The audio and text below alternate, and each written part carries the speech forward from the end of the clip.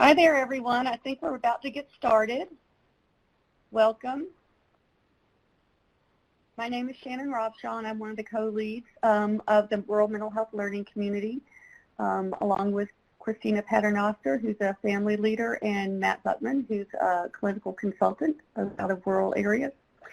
Thank you for joining us today. I think we'll probably have some additional people signing on, but we wanted to go ahead and get started and honor everybody's time.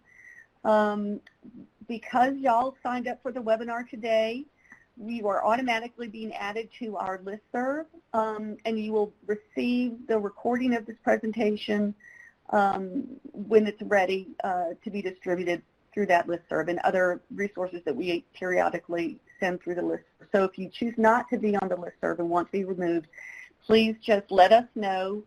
You can email one of us. You can email me directly, Shannon Robshaw right here, or any of the rest of the folks on the slide here. We're the primary contact, and let us know you would like to be removed from the listserv. But we encourage you to please stay on if you're interested.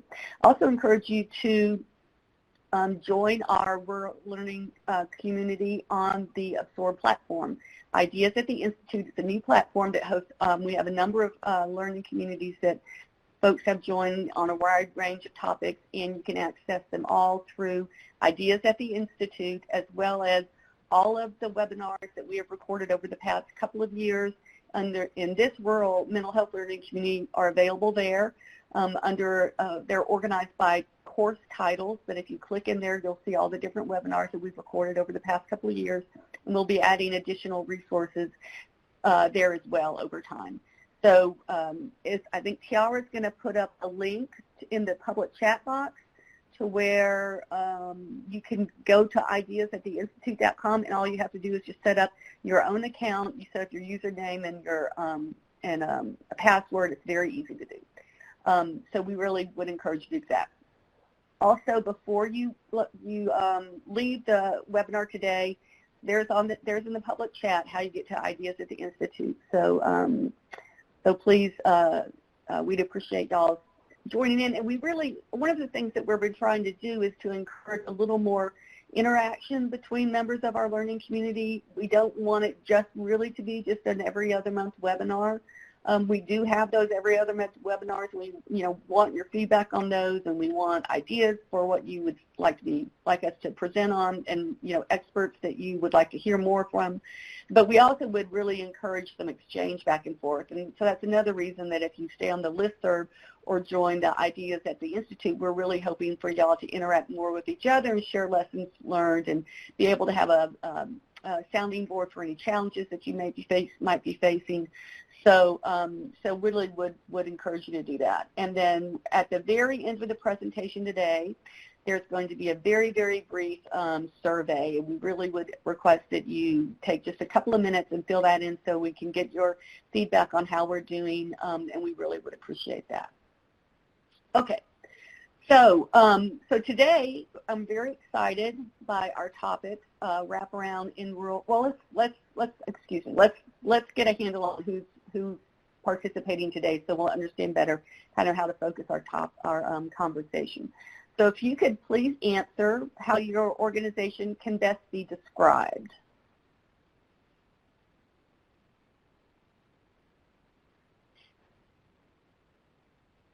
I'm not surprised that I see a lot of wraparound provider agencies because, of course, because the topic, but also because the chat box is especially busy. And what I've noticed when I'm on with wraparound providers, the chat box stays pretty busy. So that's very cool.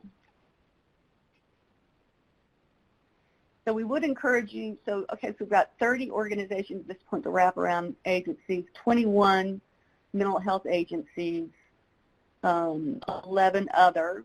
So I don't know if people are specifying in the peer support liaison and managed care organization. That's interesting. We might ought to start adding that to our list. Nonprofit. Okay, cool.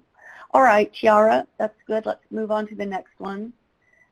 So the next one is, what is your role in that organization? I see we've got someone from Tribal Behavioral Health Program in Nevada, Mental Health Center. Okay, the care coordinators again, executive leadership, supervisors, youth support provider, family support provider, let's see, tribal assistance, tribal technical assistance provider, nonprofit. Okay. All right. Evaluation folks, engagement and outreach. Okay. Got a whole range of folks on the line. That's really interesting.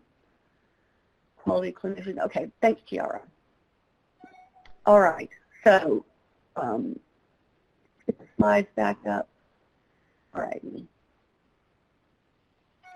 So now we're moving to Sarah. So Sarah Strader is a national trainer and coach with the Wraparound National Wraparound Implementation Center, which is based out of the Texas Center. And we're really excited to have her here today. She works all over the state of Texas, and previously I knew her working in Louisiana, so she's got lots of experience working in rural areas. So we're really excited to have you here today, Sarah, and welcome, and we look forward to hearing from you. Thanks, Shannon. I appreciate it. Well, I'm excited.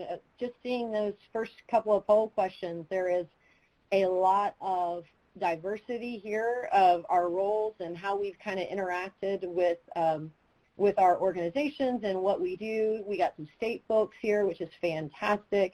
All different ranges of people, and so I'm glad you're here. My name is Sarah Strader, and when Shannon said, hey, why don't you come and do a little bit about the rural sessions that you did at the Academy, I really think it would be beneficial. And as we went through these at the Academy, the National Wraparound Implementation Academy, it was just pretty recent in September up in Baltimore. If you were a part of that and you came to one of these sessions, you're going to hear a lot of this very similar information, but hopefully you walk away today and it's not well, let's hope it's a purposeful, whether it's your lunch hour, because in Texas it's noon right now, or wherever you're at, like hopefully this will be beneficial and you'll walk away with just a little bit more understanding of wraparound can really work in any setting. It's not limited to large urban populations or just, there is really no limitation of where it can work. Brainstorming is really key, and if you are one of those care coordinators that said, yes, that's what I do, then you kind of know what I'm talking about a little bit, those supervisors. Brainstorming can really be the antidote to challenges in rural settings, and really about reliance on community connections. And so as we kind of explore just a few things that's unique about rural communities, and then also how we can set up our systems, not just at the field level, like not just the on the ground level, but all the way to just the system perspective of how do our state leaders need to, what adjustments could be made, what things we can do as supervisors or executive leadership to create the space needed for work to be done well. We really believe that these pieces can be beneficial. And so, like Shannon said, if you have comments or questions, we'd love for you to put that in the chat. It really helps us, make this relevant for you. And of course, I like discussion, and so it helps me just as a presenter to make sure I'm speaking to, what would be beneficial for you. And so, let's just keep going. When we think about rural communities, the research shows a lot of different things. One of the things that I'm really thinking about, which these numbers kind of shocked me a little bit when I was first doing this research over the years. And for those of you who don't know, I spent a majority of my career working in rural communities in Louisiana and even in Tennessee. And so now that I'm in Texas, I serve a lot of sites that their majority of their population they serve would be considered rural. And so 97% of landmass would be considered rural areas, but only 19% of the population.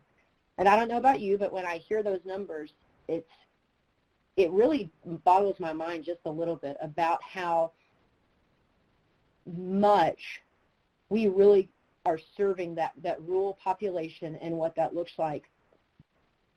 But because of those numbers, that 19% makeup of the 97% landmass, sometimes there are problem areas or things that influence the quality of care that rural areas get. And so one of the things that a couple of different research projects showed was that there was often limited transportation. And so for those of you working in that population, there was limited transportation, not just from the sense of us providing wraparound, but also from the sense of families being able to get to whatever the potential resource they may or may not need. There was low provider availability based on the research, and then certain structural factors were lacking, like limited access to technology. Some of the experiences we've seen throughout are in rural populations, they may not have as much access to internet, which is, the fun cartoon that we have there. But if you can read that, if you're just joining us on the phone, let me help you out in case you aren't able to see the slides right now. But one of the things it says to use deposit money, pick up the receiver, and then send the message. And they're wondering why people can't hear them because we've asked them to send the message through the receiver. So it's just kind of a play on, sometimes we think people have access, we think all families have what they need to be able to really connect with resources, and sometimes just even the structural components are not present. And so those are some other pieces that thinking through rural populations have shown. And so just as we're thinking about that, another poll question we kind of want to hear from you guys, and Tiara's going to bring that up. How many of you would say you primarily serve rural communities?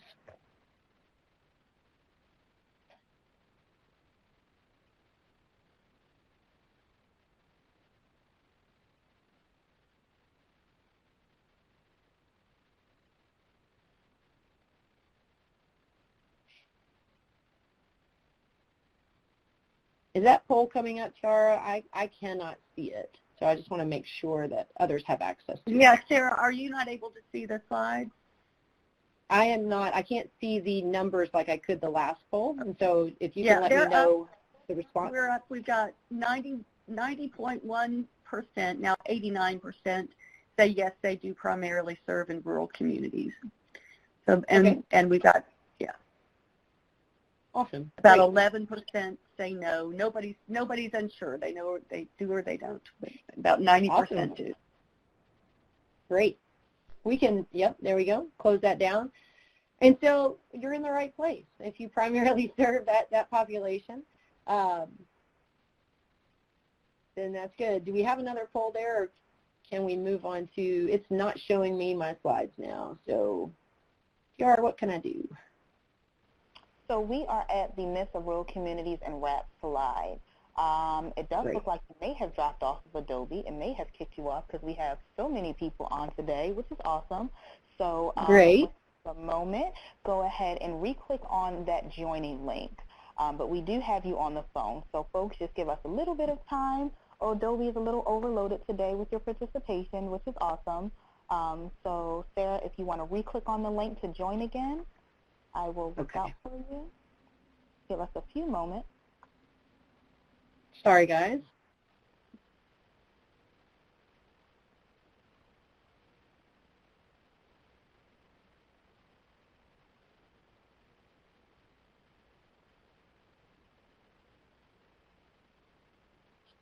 All right, so it looks like you are back in. Are you able to see the slide, Sarah, now? I am. But I do not have, there we go. That's perfect. Thank you so much. Yeah, so the research, shows that there's all these, well, let's say there's different issues, right? And so one of the things that we noticed as we were, as the work we do from the National Wraparound Implementation Center, and then also our connections with the TA network and all the different research that's been done, a lot of times we will hear these things of we can't do wraparound in rural communities because I can't get specialty treatments, or there's not enough providers in our area, or wraparound can't really happen because a lot of the providers may not be able to show up to meetings, or things such as people desire isolation in smaller towns because everyone knows their business. And so they're not as, for those of you who, wraparound is a majority of what you do in the evidence-based practice you implement, you may have heard these things.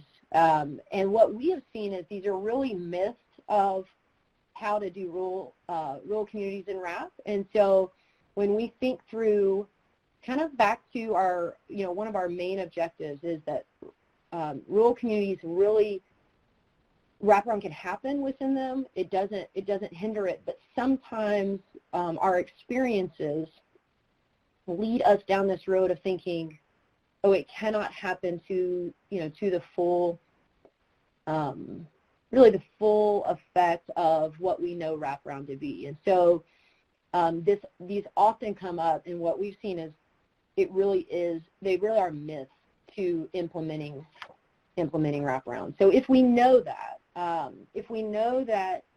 wraparound can happen, if we know that it can happen fully, but we just have to adjust our thinking, well, now what?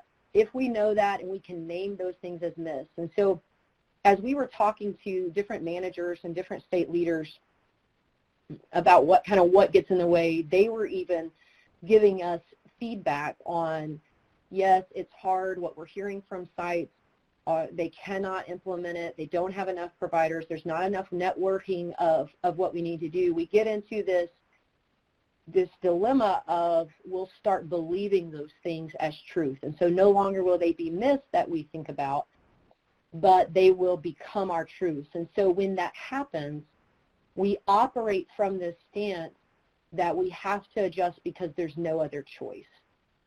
And so let's go back to that. Just in the chat box, if you're joining, how many of you have heard, maybe you didn't think of them as a myth at the time, so maybe you just heard these things, whether it's from a care coordinator or a supervisor, of, oh yes, we can't do it this way because of maybe there's no providers, or we can't actually build the teams how we should. Has anybody heard these types of things of why wraparound can't happen in a rural community?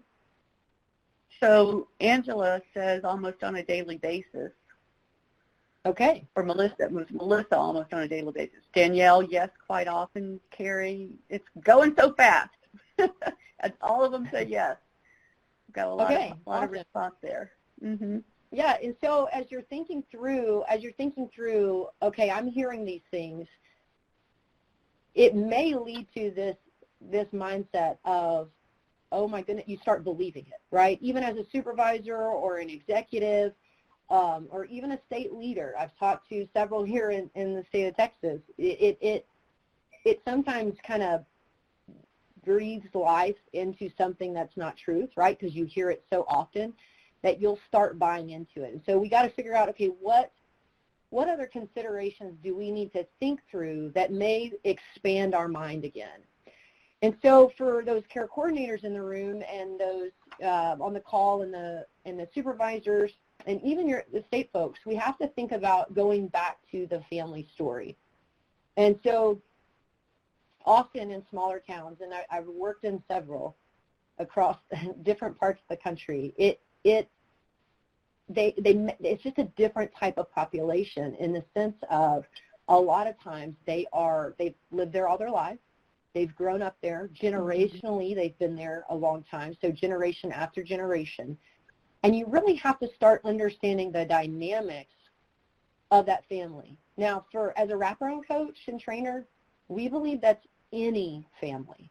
Whether you're in a rural community or urban community, it really doesn't matter. We have to do what's necessary to make sure we understand the family story and what pieces need attention.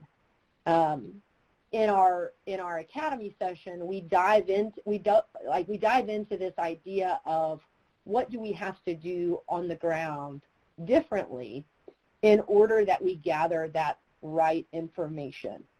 And so some of those things include, and we won't get into it today just because this is more of a very specific care coordinator piece, but some of the things we have to encourage is really making sure care coordinators have the right space and the right time to gather that right information. You know, oftentimes we're going into homes of families who, especially in wraparound, but specifically in rural communities, where they have tried multiple things that some of them have worked, some of them haven't. But we have to go in and establish ourselves, especially if we're not from that community, especially if we do not know those small town rules. And we have to enter in and become a part of their community in order to be trustworthy. And so knowing some of that, knowing that that's gonna take a little bit more time and a little bit more creativity, we as supervisors, as executives, as stakeholders, and as state employees, we have to figure out a way that we set up the system in which, if we're doing an evidence-based practice like wraparound, we have to be able to create the space and time for that to take place. Things such as, it takes longer to sometimes really establish ourselves to get the right information from the family. It may take really connecting to that school representative, the stores down the street, the people that have already been doing the work in that community. We need to be able to connect with them. And so when I talk to care coordinators, they absolutely resounding say there's not enough time. There's not enough time to get that type of information, the driving, right? The really trying to reach out and connect with all the people necessary in a rural community. Sometimes that's hard, but we have to figure out a way that we can set it up for success. Even this idea that a lot of smaller towns, this isn't every smaller town, so please hear me say this is not everyone, but a lot of the rural communities we've worked in, if I don't know not just the family I'm working with, but all the families that this family is connected to, then I've missed a huge piece of that family story, but also missed a huge piece of that community. And so I'm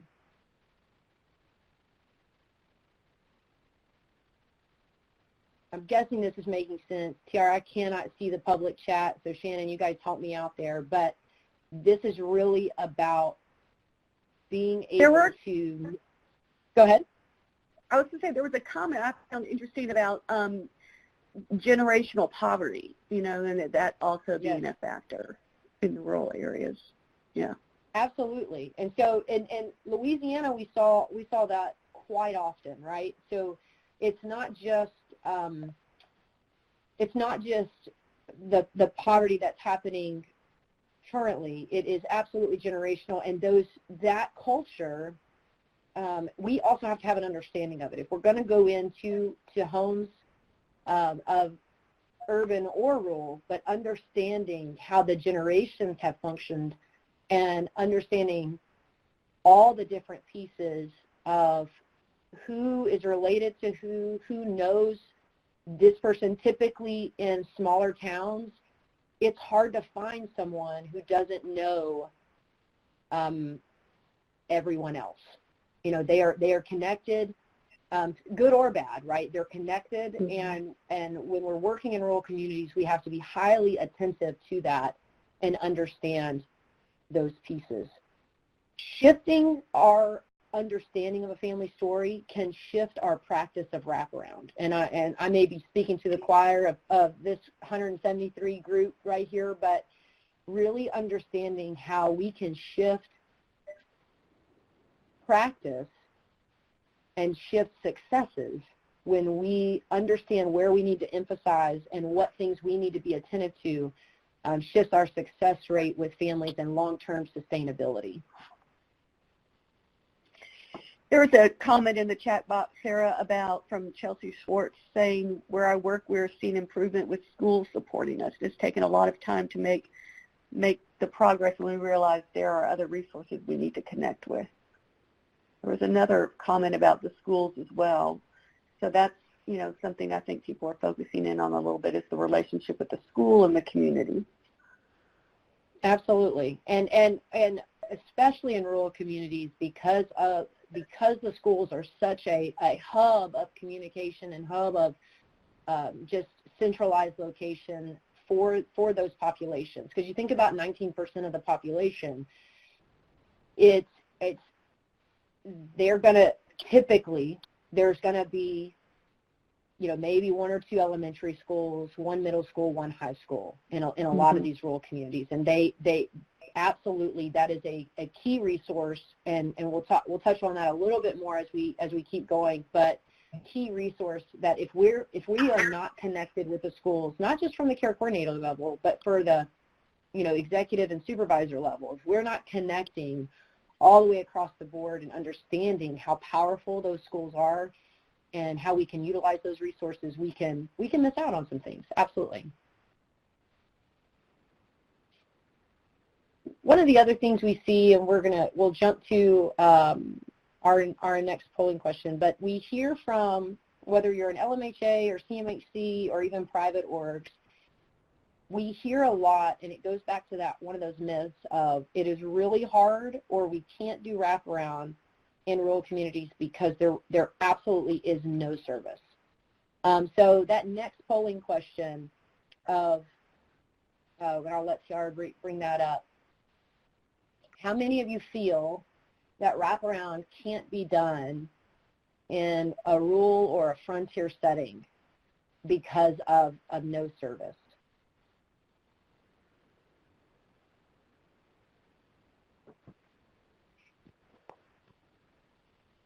Can you see the numbers, Sarah? I cannot. Can you help me out there? Okay. Yep. We're getting not only 2 people are saying yes at this point. We've got 32 people saying no. We've got about the same number saying we make an adaptation to wraparound based on lack of formal services.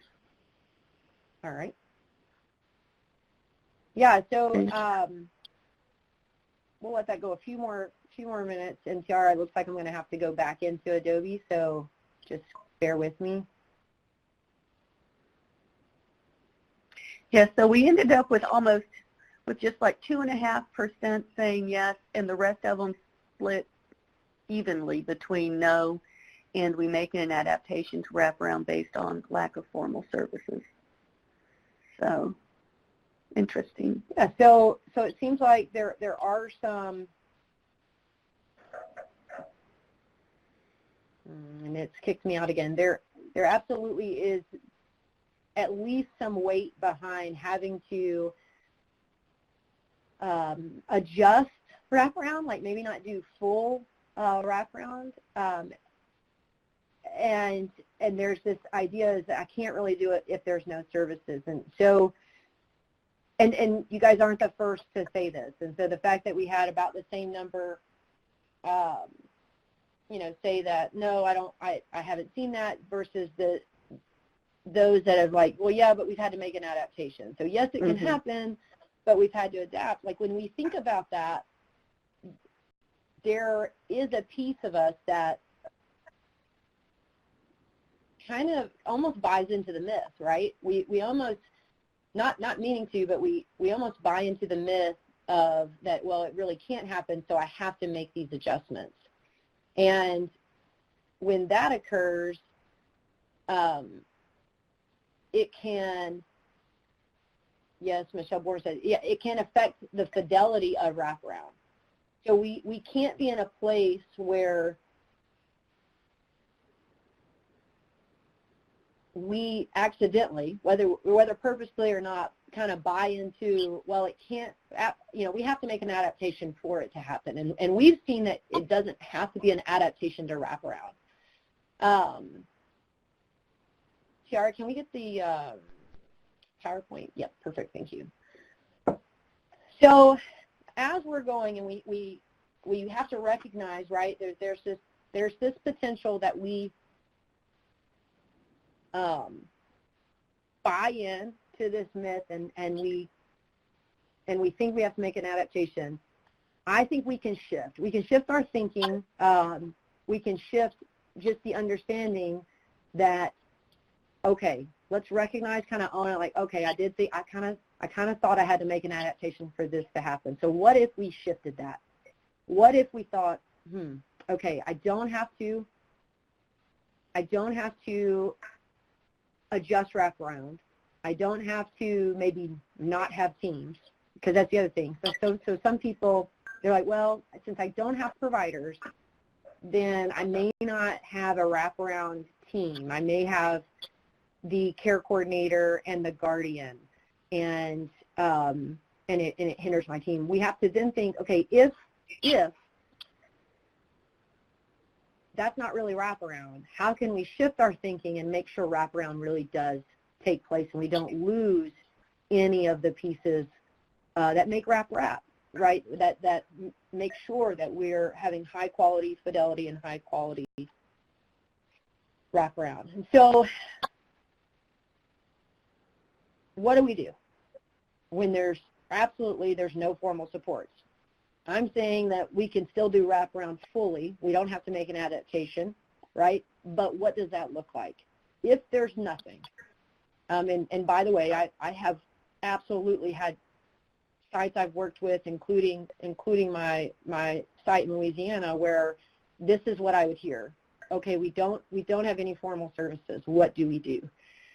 We have to first start with what our understanding of wraparound is. And as leaders, right, as those supervisors, there were several of you on the phone, those executives, and then several state folks, like as leaders, we have to think, okay, how can we set up our systems that we can make sure there's space and time to build the type of supports we needed. And I think we first have to really think through, what is our idea of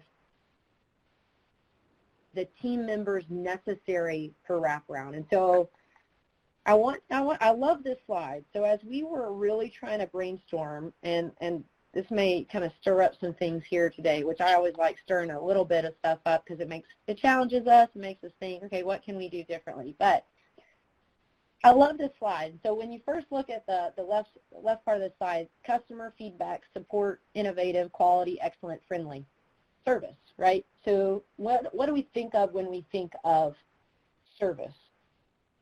And so I was pretty curious about, okay, how can we really shift our thinking to understand what we need to shift so that we don't live out the myth that we know is a myth when we name it, like on a webinar like this. But sometimes when we're in practice, we don't think it's a myth. We just think we need to make an adaptation. And so when I looked up service, and there were several definitions, but when we looked it up,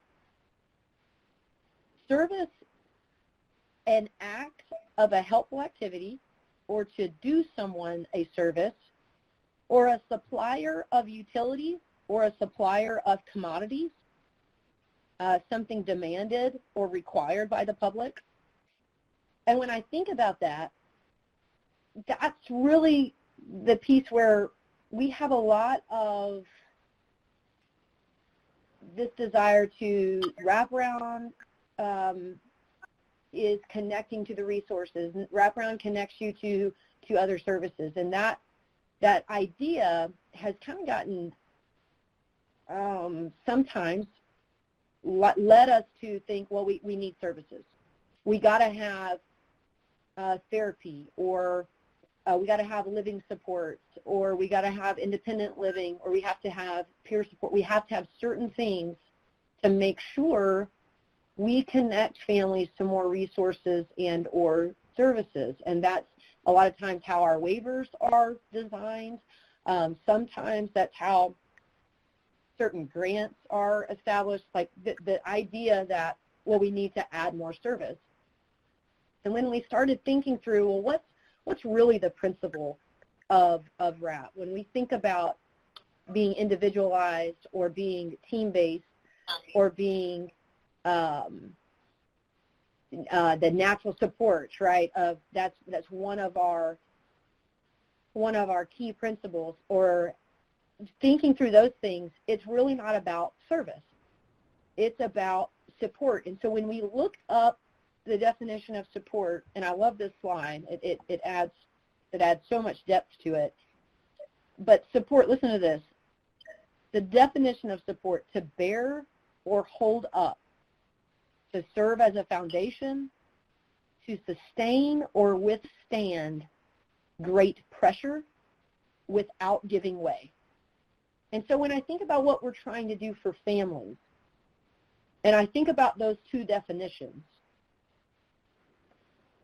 our goal, our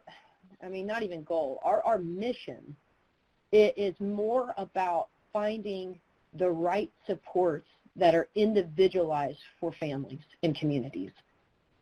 And so support isn't necessarily a service that we may or may not connect a family to. Support can look like a lot of different things. And if we can shift our practice back to understanding that piece, I mean, I love what Barbara's saying. She finds that rural communities with national supports are very successful. Absolutely. So when we get out of this idea that we need services, or that we have to have so many different services on plans, I've spoken to many communities where it's a requirement, right? It's a requirement for them to have at least one service listed on the plan, those types of things. When we can move away from that and get back to wraparound is about finding and connecting to the right support, the right thing that can bear or hold up or sustain without giving way, to sustain great weight or pressure, like something there that can help you through something. It can shift how we practice, which is freeing for rural communities, but also for urban communities. When we will get back to those things, then we have seen higher success in wraparound because we've connected them and spoken to what speaks to them, which goes back to, we said this earlier, you got to understand the right family story, gather the right information there so you know what that support looks like. For me, I'll share just a little bit personal of sometimes support doesn't look like what it looks like for other people. For me, it is very supportive if I have the space and the ability to go work in the yard. And it is freeing, whether it's a garden or whether it's just, cutting the grass. Like doing something with my hands, seeing the result helps me kind of balance a lot of other things going on. And so when we think about what it may be for whatever family we're working with, their support could look different. And especially, this is not just in rural communities, but especially in rural communities. To get us out of the mindset that wraparound has to be adapted if we don't have certain services is another myth. And we want to be able to think through, okay, how can we find those right supports that work for these families, and understanding all the pieces of that culture that influence. And so really wraparound, not about the service. Now, this still means that we still have to figure out what is going on, like what is the pieces. So let's just see. We'll just do this for fun, and maybe you guys already know, but what do you think this is a picture of? and you can respond in the chat box. And I'm hoping, oh yay, my chat box is working. Fire, iceberg, ice storm, ooh, a jellyfish, ice. The world. The world, yes. Water, a mountain, sky, okay, good. Lava lamp, ooh, I haven't heard that one yet. Modern art, a pipe with water in it. Sylvia, nice. Okay, what else? We got some more people typing. I will give it a few minutes. Pyroclastic cloud. I don't even know if I know what that is. Sea wave, a blue mushroom. I love it. Ooh, a hand or a fist. Yeah. So when we look at this picture, we got a lot of different. Ooh, a whale. Okay. A lot of different thoughts, right? When we look at this, cauliflower. Yes. This is fantastic. Y'all are good. This is good. So when we look at this picture from this viewpoint, we have a lot of different options of what it could be. But, and some of you guessed right, when you see it from a different perspective, it can shift our mindset of what's really going on underneath the surface. How can we really view our rural communities, our urban communities? How can we look at, you know, what's really happening within a community if we have this mindset that, okay, it can't work, so I have to do it this one way. We have to really get into that underlying need, as we call it in Wraparound, but also just looking underneath the surface of what makes it make sense.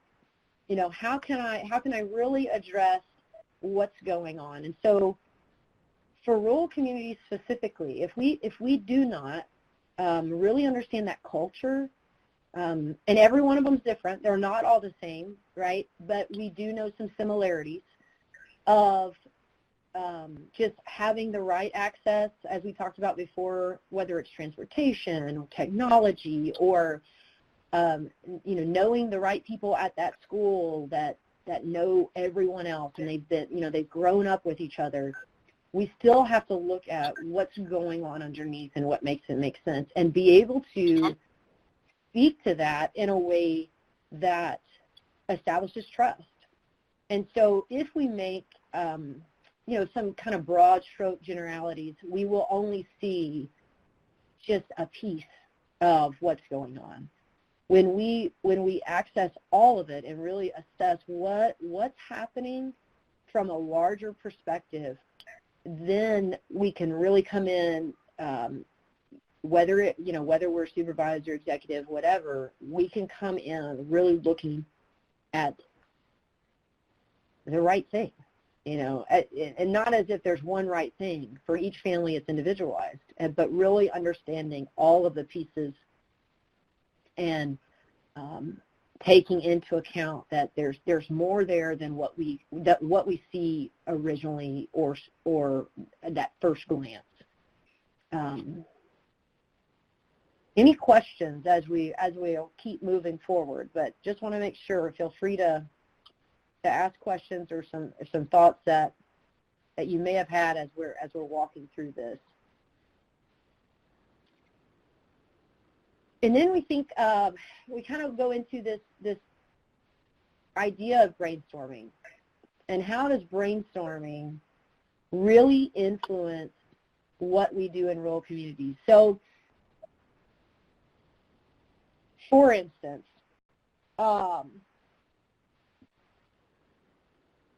if there is no transportation, if research shows that transportation just as a community is lacking, we have to think, okay, we're going to have to be a little bit more creative.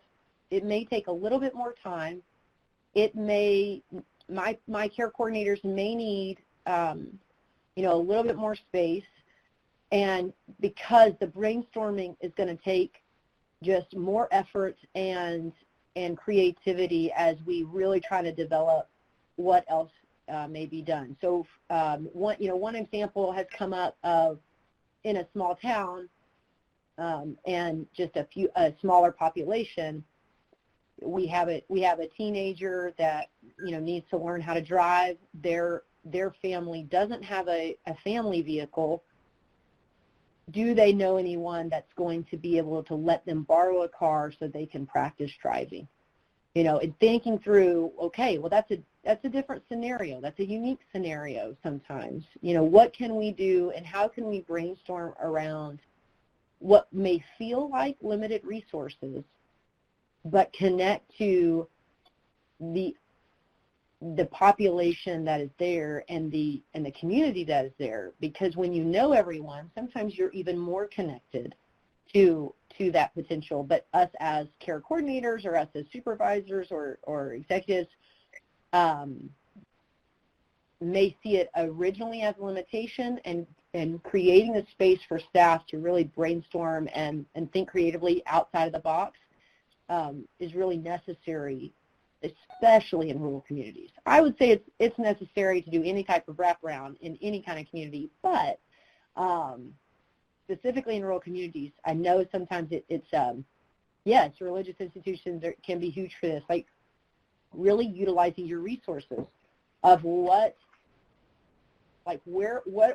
can we fill the need, right? So if there is a need, connect, and we understand the need, right, with the iceberg, that there's more to what we see, we have to get to the right underlying need, understand the right story, then how can we connect them to the right resources and the right support, right? Again, not the service, but the right support. And I love this picture of just, one, I would never skydive or anything like that because I'm not that type of a risk taker, but I love the idea that different people can connect.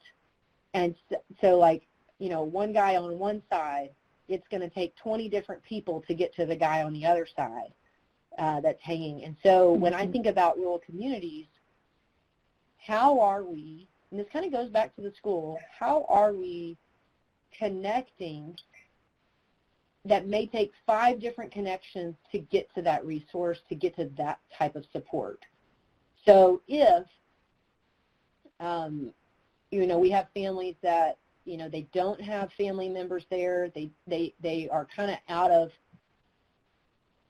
out of people for national supports that they feel like they can contact, we have to figure out ways to connect them to those resources, even if it takes 3, 4, 5 different connections to be able to get to the person or the thing that may be very helpful for them. And I think sometimes we miss this, right? Well, I'm sure you've had care coordinators come to you, or if you're a state person, you've had people that they'll tell you, well, it can't happen because we do not have this formal service, and we have to really kind of step back and think, okay, but what support do they have? Who could they reach out to?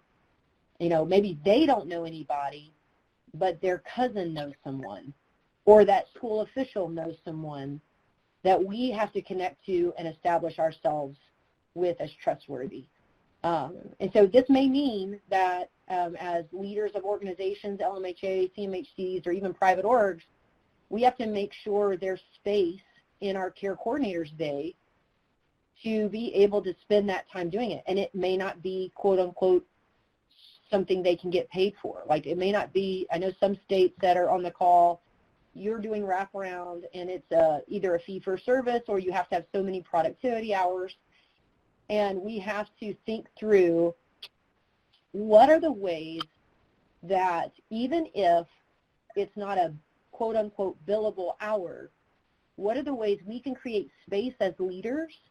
What are the ways we can create, whether it's rate changes or space as state leaders to shift, making sure people have that space and time on the ground to go do the work of wraparound. And the work of wraparound is being able to engage and connect to the right support. And sometimes that takes more time than what is typically in a billable hour. And so really thinking creatively about that.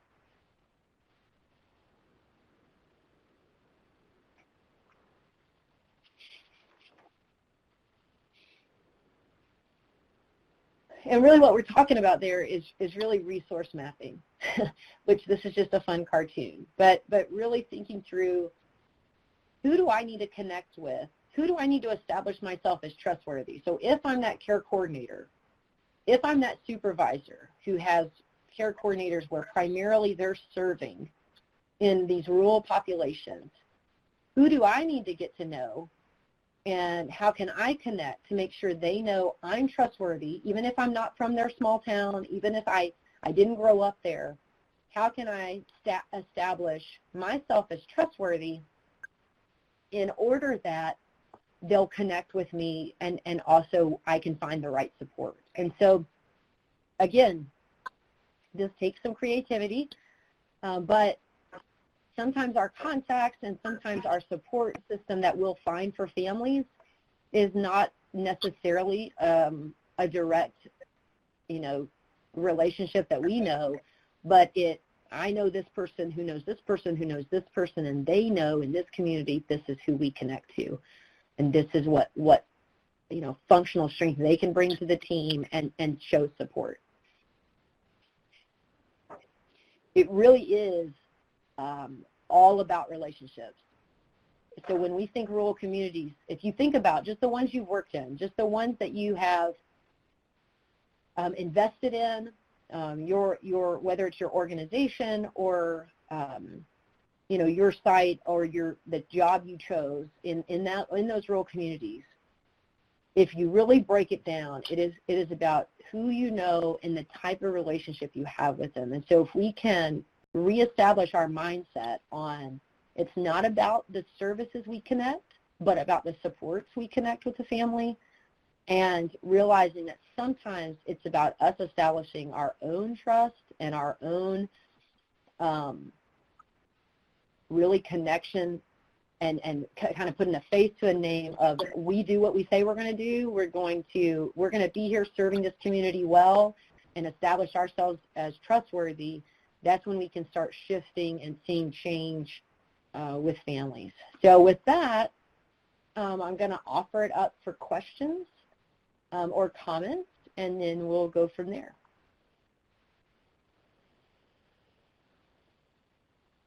Anybody with anything? There we go. Got some people.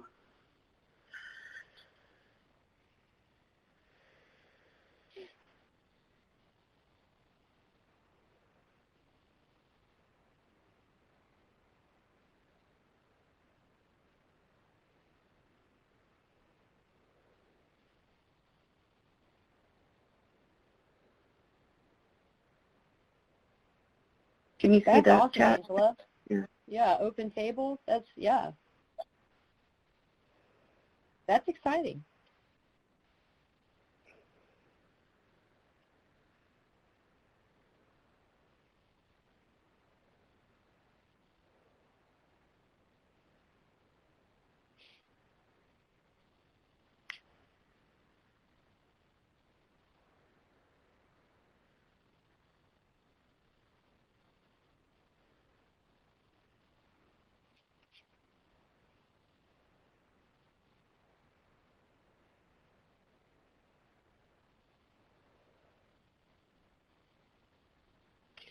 Sarah, do you want to explain about OpenTable?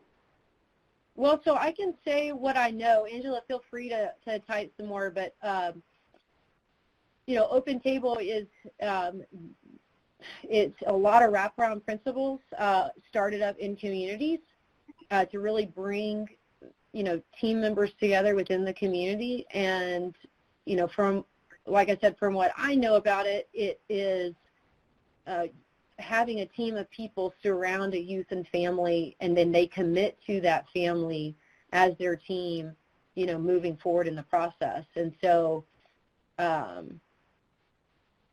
but Angela, feel free to type specifically what that is. Jennifer says we have rural wraparound collective that meet and include 5 counties. Collaborative. That's awesome. And really, these are the little things that especially in rural communities, doing a wraparound collaborative, like connecting with multiple counties, because like I said, of the resource mapping, you may not have the supports you need within a community. There may be something that you need to be able to connect to that because of that small town or because of there are natural limited resources in the sense of even, like we said, internet. So really connecting to where you can, collaborate with others and be resources and show those supports. Again, it's not about that you may not have the right service there, but can you find those things or people that can really be support for that family and really connecting. So that's a great idea. If you haven't done something like that, oh, thanks, Karen. She's put the link in the chat box of OpenTable. So there you go. Any other questions or comments? So let's see, it's going fast now. Lots of people commenting. So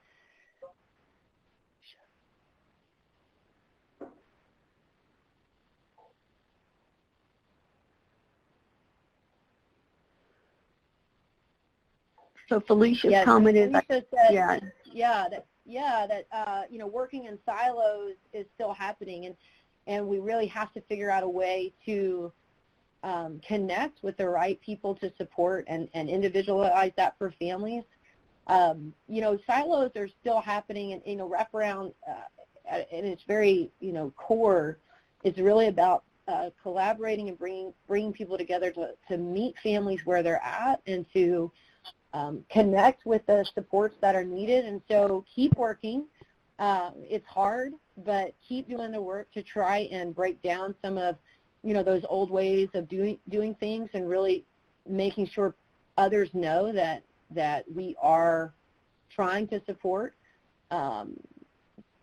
So Missy says, in what ways do you use technology to enhance experience with assessing resources and people, etc.?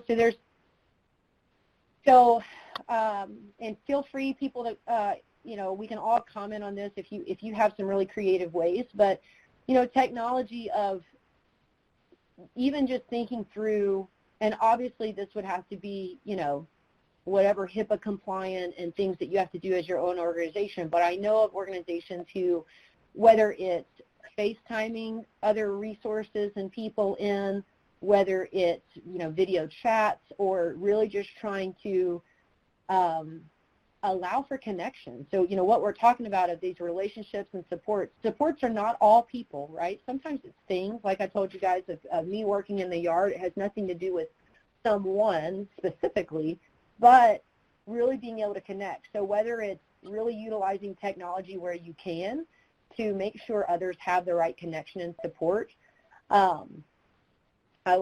Yes, Carla, having to, part of relationship building is respecting a role, people who live in a role by choice, not because they're less than. Absolutely.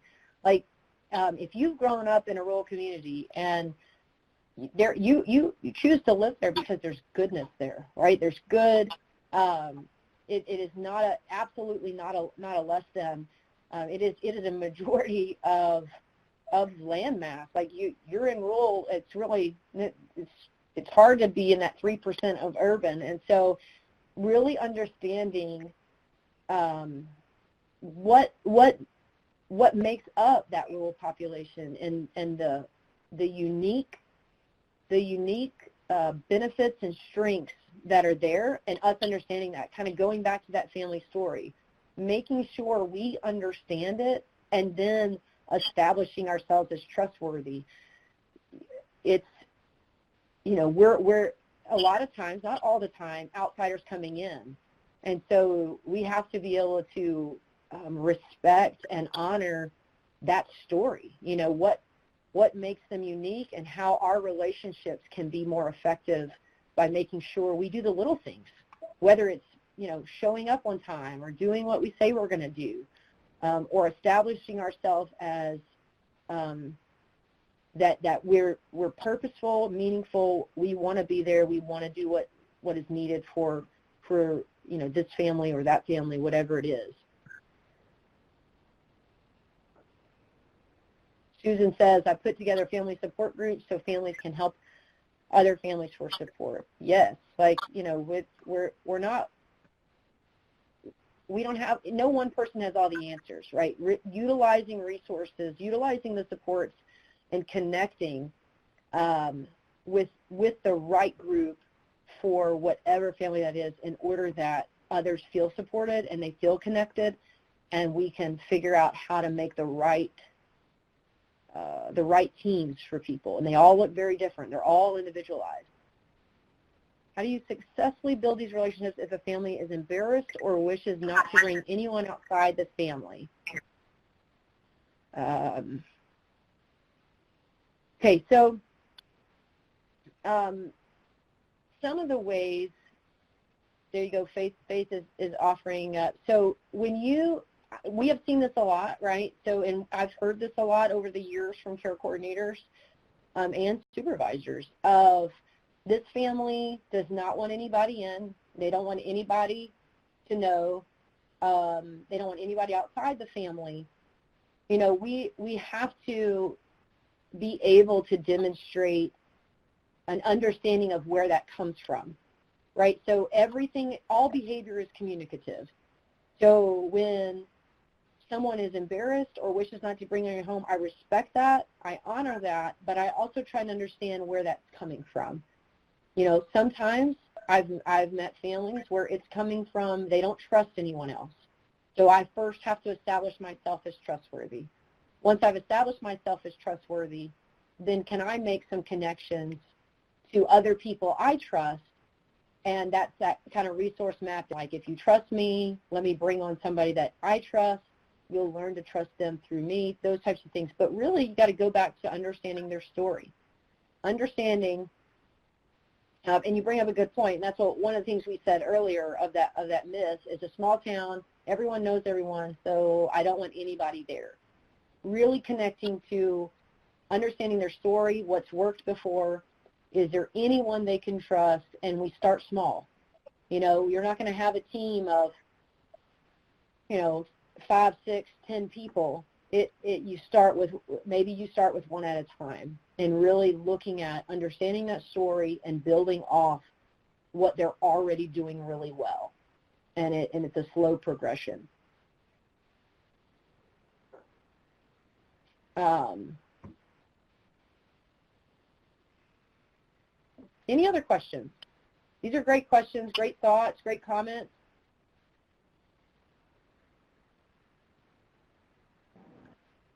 Yes. Sarah, this is Matt. Yes. Sarah, would you expand on the connection between systems of care work at the systems and macro level, and how that is able to address certain types of needs, and how that correlates then with the wraparound process? Absolutely. And so when we think about that system level, thinking through of what types of policy and procedure we put in place. And so, in our discussions, and I can speak for Texas, right, as a member of, someone in Texas trying to help shift the system, a lot of the discussions come around, okay, what policies are we putting in place that may or may not limit what the work on the ground looks like, what the work in the field looks like. And so, right now there are, we're going through, okay, our way, there's a couple different ways in Texas wraparounds being implemented. And one of them is a waiver. Within the waiver, what are the things we need to be aware of at the system level that may or may not shift the implementation of wraparound on the ground? And so we have those discussions and walk through, and they consult with INWIC, and we have these collaborative discussions of, okay, if within, I'm going to use an example of with this waiver, I have to have a specific service on our plan of care. What is that going to mean for the languaging for staff if they're now being required, whether it's through an audit of the waiver, implementation or whatever it could be, and this could vary in your state, so whatever state you're coming from, this could vary. But, okay, if this is a requirement of the waiver, how can I do that and still embody wraparound principles? And so we discuss that at that system level. And then we also set the stage for if there's a chance to either shift the waiver or shift the policy and procedure, let's figure out a way to do that. And so so there's those discussions of really thinking through and consulting with the right people of, okay, what does this need to look like in order that it is carried out? Also at that state level of really thinking through, okay, so in Texas years ago, even before I came to Texas, they did time studies of the care coordinator. And so they looked at what would it take to do their role as a care coordinator with high fidelity and high quality. And so when they were looking at it, there is a majority, and they actually did a study with a site, looked at the time they spent. And so, you know, the state looked at, okay, if this is the amount of time it's going to take to implement quality wraparound, there are very few hours. There's not even half of the hours within a month of a care coordinator. So it doesn't even hit half that are actually billable. So if you're a fee-for-service or a you know, per unit, if you're set up that way in the state. So it does depend on whether you're a PM state or if you're having grant dollars. It depends on all those things. But if you look at the time study of to implement quality wraparound, not even half of those hours are billable, according to most, you know, this system of needing to be face-to-face with the youth or needing to be face-to-face with the caregiver. And so as a state, looking at that system of which we've set up and understanding what do our rates need to be in order to fully support and not have to adapt wraparound.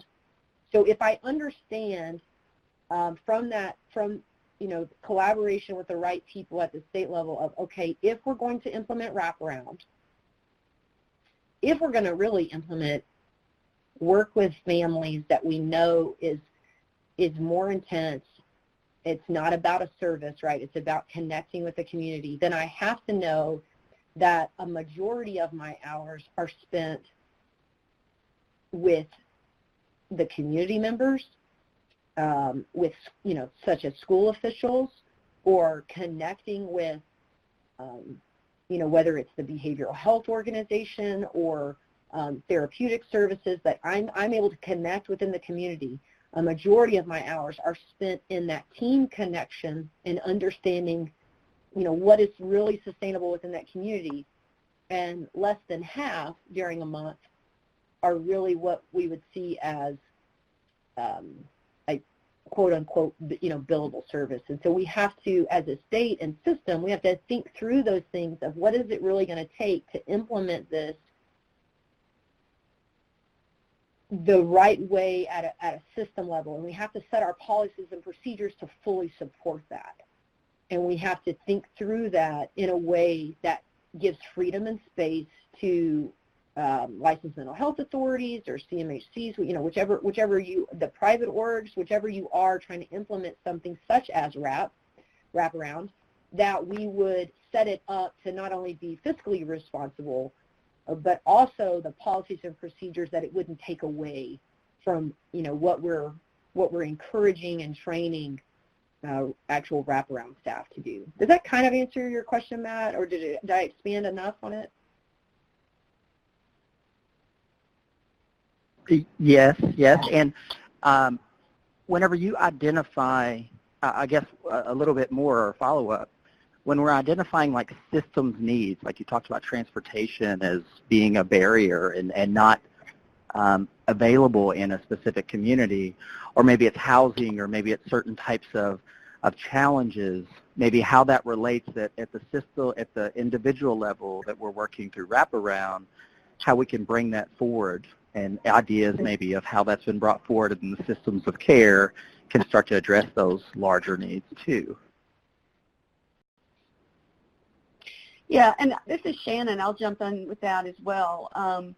But I mean, what you're talking about is, you know, NWIC has developed recently a couple of tools based on the National Wraparound Implementation Standards, looking at one looks at the provider organizational level standards, and one looks at more at the system standards that are critical for successful wraparound implementation.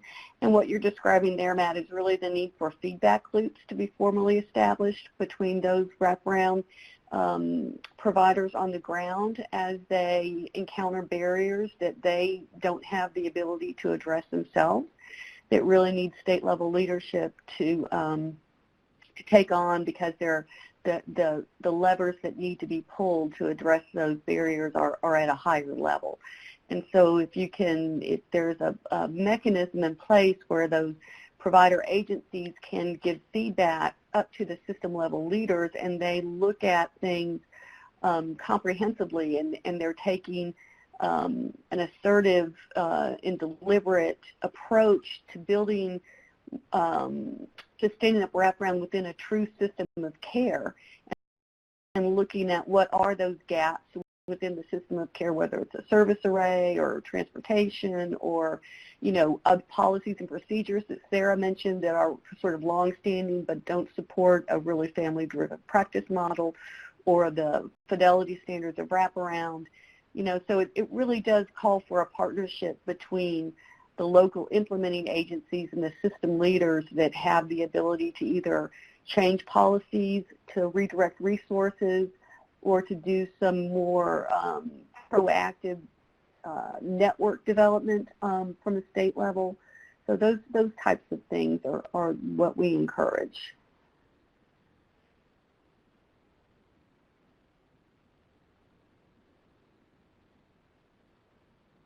So we've got about, I don't know, maybe 15 minutes left, I think.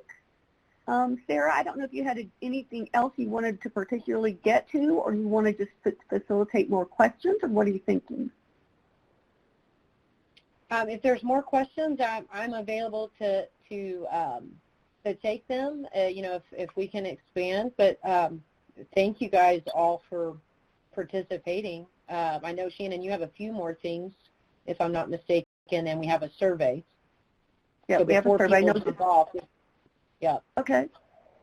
Yeah, so I think we can go, please, there is a survey, link to a survey right there in the public chat box. We really would encourage your participation. We want your feedback. And additionally, you know, you'll have the slide deck, and you have mine and Christina and Matt's emails, and Sarah's emails on this last slide if y'all want to follow up with her directly.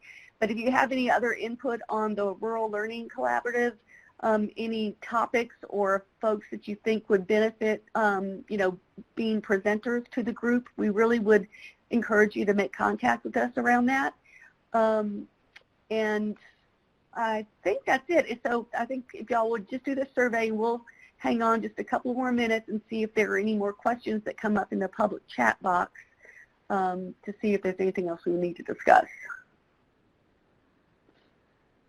But we really appreciate you, Sarah, being on and kind of walking us through just in a very, you know, concrete, down-to-earth way, kind of how we can actually, you know, really operationalize wraparound with real fidelity to the model, and not have this perspective that it has to be altered in some way because of the lack of formal services in a rural community. So I think that was a very helpful perspective, and just very practical application as well. So that was really helpful.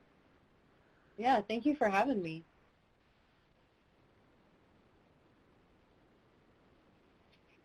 So, you know, one of the things Michelle just wrote of, you know, my state health department and MCO is content to modify wraparound to make it fit into the Medicaid waiver box versus change things at the system level. It is tough. Mm-hmm. Absolutely. Several of us have been there within state systems. And you know, ultimately, this idea that we can modify, you know, RAP to make it fit, we have seen that happen, and we have seen it not work, you know. And so, right. Ultimately, we find states and you know, larger system contexts having to go back to the drawing board and go back to we have to shift things at that system level. And it is tough. We are right there with you. You know, if we can help, we want to. It is definitely sometimes feels like a battle uphill. And, you know, ultimately keep pursuing the work, stand strong, and knowing that what the change that needs to take place, and families and youth and our communities will be better in the end if we can really stand firm in understanding that it's not about what we can fit into a certain, you know, box, but changing the, you know, the system in which we can implement what we know works. That's right. We don't want to do more harm than good, for sure.